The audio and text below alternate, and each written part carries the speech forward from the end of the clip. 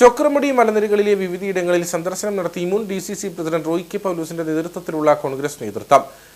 കോൺഗ്രസ് ബൈസൺവാലി മണ്ഡലം കമ്മിറ്റിയുടെ നേതൃത്വത്തിലായിരുന്നു ചൊക്രമുടി മലനിരകളുടെ ഭാഗമായ ഒറ്റമരം, പച്ചപ്പുല്ല, പെരപ്പാറ തുടങ്ങിയ വിവിധ പ്രദേശങ്ങളിൽ സംഘം സന്ദർശനം നടത്തിയത്. ഈ മേഖലകളിൽ ഉണ്ടായിട്ടുള്ള കയ്യേറ്റം സർക്കാർ അടിയന്തരമായി പരിശോധിക്കണമെന്ന് റോയ് കെ പൗലോസ് ആവശ്യപ്പെട്ടു. ചൊക്രമുടി മലനിരകളുടെ ഭാഗമായ ഒറ്റമരം, പച്ചപ്പുല്ല, വീക്കാട്, പെരപ്പാറ, കല്ലമ്പലം തുടങ്ങി വിവിധ പ്രദേശങ്ങളിലാണ് DCC മുൻ പ്രസിഡന്റ് റോയ് കെ പൗലോസിന്റെ നേതൃത്വത്തിലുള്ള കോൺഗ്രസ് നേതൃത്വം സന്ദർശനം നടത്തിയത്.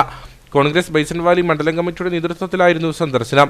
കുത്തകപ്പാട്ട ഭൂമിയുടെ മറവിൽ പ്രദേശത്ത് കയ്യേറ്റ ശ്രമം നടക്കുന്നുവെന്നും ഈ മേഖലകളിൽ ഉണ്ടായിട്ടുള്ള കയ്യേറ്റം സർക്കാർ അടിയന്തരമായി പരിശോധിക്കണമെന്നും റോയ് കെ പൗലോസ് ആവശ്യപ്പെട്ടു.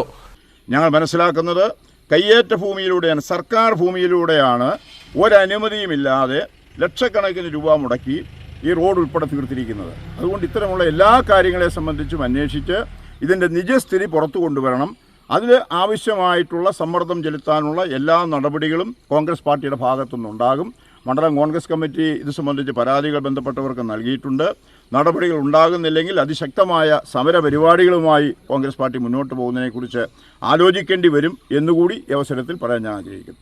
കോൺഗ്രസ് ബൈസൺവാലി മണ്ഡലം president Thomas Niravathuparambil, VJ Joseph, MM Baby, Aloshy Thiruthalil Baby തുടങ്ങിയവരും സ്ഥലത്ത് സന്ദർശനം നടത്തി.